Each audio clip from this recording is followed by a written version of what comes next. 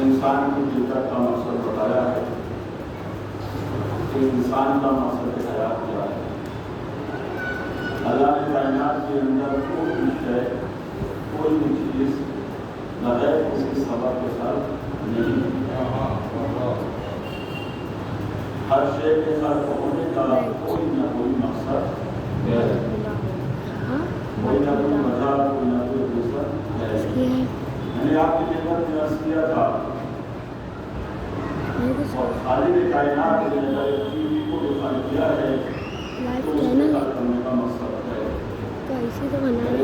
کو بنانا ہے, اس کو حل کرنے کا مقصد ہے. پروردگار عالم نے جب ہر چیز کے حل کرنے کے مقصد کو بیان فرمایا ہے اور ہر چیز با مقصد خلقی ہے, بے مقصد خلق نہیں کی ہے, با معنی خلقی ہے, بے معنی خلق اللہ نے بغیر کسی مقصد کے انسانوں کے خلق ہونے کا کوئی نہ کوئی مقصد تو ہوگا. میں نے عرض کیا تھا کہ یہ گلا یا شکوہ یا یہ بہانہ محشر کے میدان میں اگر مجھ جیسا گنہگار اللہ کی بارگاہ میں کرے کہ پروردگارا مجھے تو علم ہی نہیں تھا, مجھے پتا نہیں تھا کہ تم نے مجھے دنیا میں کس مقصد کے تحت بھیجا, تو نے مجھے کیوں پیدا کیا تھا, میرے خلق کرنے کا مقصد کیا تھا.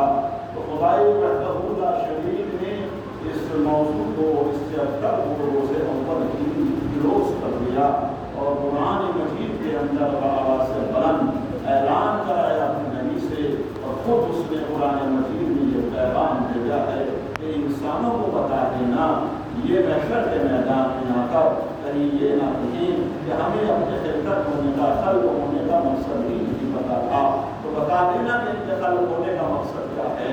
تو نبی کریم نے آیت پڑھ کے بتایا کہ دیکھو وما خلقت الجن والانس الا ليعبدون, اور جو ہے نا کہ خبردار تم جو ہو یہ مت سمجھنا کہ ہم نے جن و انس کو یوں ہی پیدا کیا ہے, بلکہ جن و انس کے خلق ہونے کا مقصد یہ ہے کہ وہ ہماری عبادت کریں.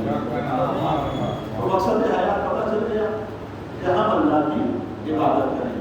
پیغمبر اسلام ختمی مرتبہ حضرت محمد مصطفیٰ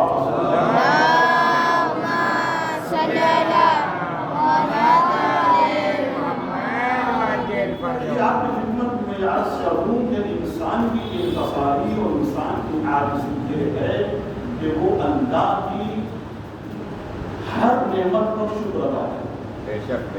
نعمت چاہے چھوٹی ہو, نعمت چاہے بڑی ہو, بندے کا حال چاہے اچھا ہو چاہے برا, حالت چاہے تندرستی والی ہو اور چاہے بیماری والی ہو, انسان چاہے امیری میں ہو چاہے غربت میں ہو, حق عبدیت یہ ہے کہ بندہ ہر حال میں اللہ کا شکر ادا کرے.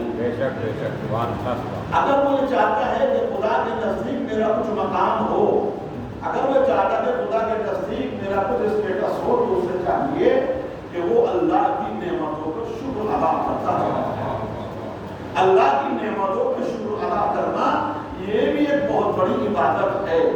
عبادت صرف یہ نہیں ہے کہ میں مسجد میں تصویر لے کر بیٹھ جاؤں, مسجد میں ایک مصلی پکڑ کر بیٹھ جاؤں, یا میں صرف مسجدوں کو آباد رکھوں. نہیں, عبادت یہ بھی ہے کہ اللہ نے جو نعمتیں ہمیں عطا کر رکھی ہیں ہم ہر حال میں اللہ کی نعمتوں کا شکر ادا کرتے ہیں. پیغمبر اسلام نے فرمایا ہے کہ دیکھیے اگر تم یہ چاہتے ہو کہ اللہ تمہاری نعمتوں میں اضافہ کرے, پروردگار تمہاری روزی میں برکت عطا کرے. دیکھیے آج کا یہ دور ہے, انسان محنت کرتا ہے, جگہ کشی کر رہا ہے, رات دن مشینوں کی طرح کام کر رہا ہے, صبح کو جاتا ہے رات کو گھر واپس پلٹتا ہے, محنت محنت محنت, اور اس کے باوجود توجہ چاہوں گا, اس کے باوجود بھی انسان کو آپ دیکھیے, ہر ایک دوسرے انسان کو دیکھیے یہی کہتا ہوا نظر آئے گا, پتہ نہیں کہ تنخواہ آنے سے پہلے ختم ہو جاتی ہے, آنے سے پہلے برکت ہو جاتی ہے, آنے سے پہلے قرضدار گھر پہ آ جاتے ہیں, پیسہ کماتے ہیں لیکن پیسے میں برکت نہیں ہوتی ہے, برکت نہیں ہوتی ہے, برکت نہیں ہوتی ہے. تو پیغمبر اسلام خطبہ ارشاد فرما رہے تھے مسجد نبوی میں, اصحاب کا مجمع بالکل آپ کی طرح مخلص ترین اصحاب تشریف فرما تھے. سرکار نے کہا کہ میں دیکھو ان کا بھی یہی گلہ تھا, ان کا بھی یہی شکوہ تھا کہ سرکار روزی میں برکت نہیں ہوتی ہے, کماتے ہیں دن رات کھیتوں میں رہتے ہیں, پھر خالی ہاتھ, مہینہ مکمل نہیں ہوتا ہے کہ جیب خالی ہو جاتی ہے, کرے تو کیا کریں. سرکار نے کہا کہ تم محنت بھی کرتے ہو, تم حلال بھی کماتے ہو, تم صبح کو جاتے ہو, شام کو آتے ہو, پسینے میں کام کرتے ہو, دھوپ میں کام کرتے ہو, دفع گردی کرتے ہو, پھر بھی برکتیں نہیں ہیں, جانتے ہو کیوں؟ کہا سرکار بتائیے. تو سرکار نے کہا کہ ایسا فارمولہ بتا دیتا ہوں, ایک ایسا میں آپ کو طریقہ بتا دیتا ہوں, کبھی تمہاری روزی میں برکت کم ہی نہیں ہوگی, کبھی تمہاری روزی سے برکت اٹھے ہی نہیں, ہمیشہ برکت ہی برکت رہے گی. سارے اصحاب نے کہا سرکار بتائیے تو صحیح کہ روزی میں برکت کا طریقہ کیا ہے. اللہ کے توجہ چاہوں گا, اللہ کے رسول نے بڑا آسان سا طریقہ بتایا. اللہ کے رسول نے کہا کہ دیکھو اگر یہ چاہتے ہو کہ اللہ تمہارے رزق میں برکت عطا کرے، جو خدا نے تمہیں دے رکھا ہے اس پر شکر ادا کرتے چلے جاؤ، اللہ تمہاری نعمتوں میں اضافہ کرتا جائے گا. بہترین اور آسان سا طریقہ ہے. اللہ نے جو دے رکھا ہے کم سے کم پہلے اس کے تو شکر گزار بن کے بولو. ہمارے اندر جو ہے جلد بازی بہت ہے، ہم شارٹ کٹ والا راستہ اختیار کرنا چاہتے ہیں، بس منٹوں سیکنڈوں میں ہم جو ہے امیر بن جائیں. نہیں، دیکھیے امیر بننا کمال نہیں ہے، نہیں، امیر المومنین کا چاہنے والا ہر بندہ، ہر مومن جو ہے امیر ہوتا ہے. غریب کوئی نہیں ہوتا ہے، قسم خدا کی، غریب کوئی نہیں ہوتا ہے.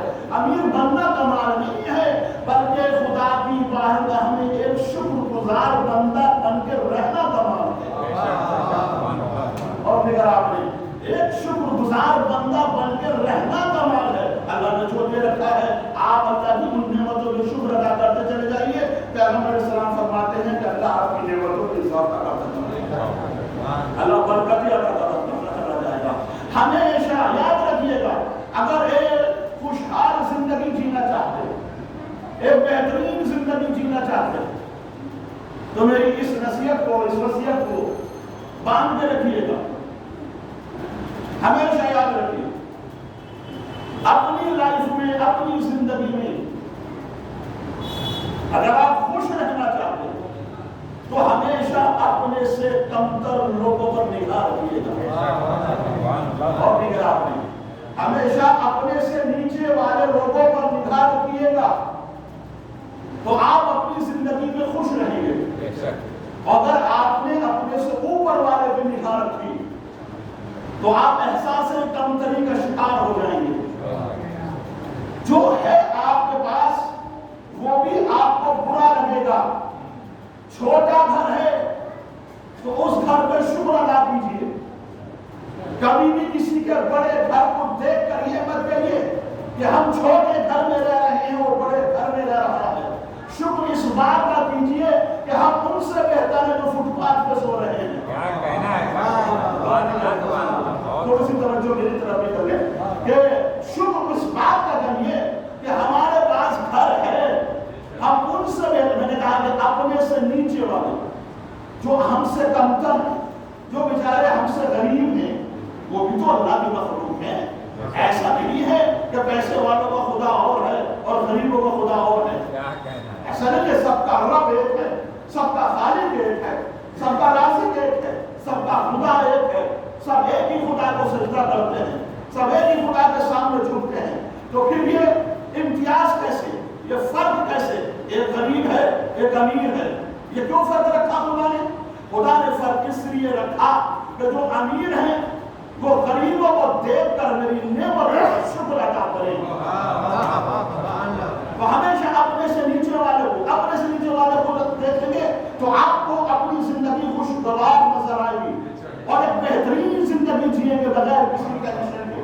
اور اگر آپ نے اپنے سے اوپر والا، اس کے پاس تو گھر ہے، میرے پاس گھر نہیں ہے، تو آپ اس کو دیکھ رہے ہو جس کے پاس گھر ہے، آپ اس کو نہیں دیکھ رہے جس کے پاس گھر نہیں ہے. کیا کہنا ہے، کیا کہنا ہے. ایک بندہ خدا، میں نے کہا خدا سب کا ایک ہے. ایک بندہ خدا جو راستے میں سو رہا ہے، جو دن رات راستے میں گزارتا ہے، جو ٹھنڈ، گرمی، سردی، بارش، سارے موسم کا سامنا کرتا ہے. آپ اس کو نہیں دیکھتے ہو.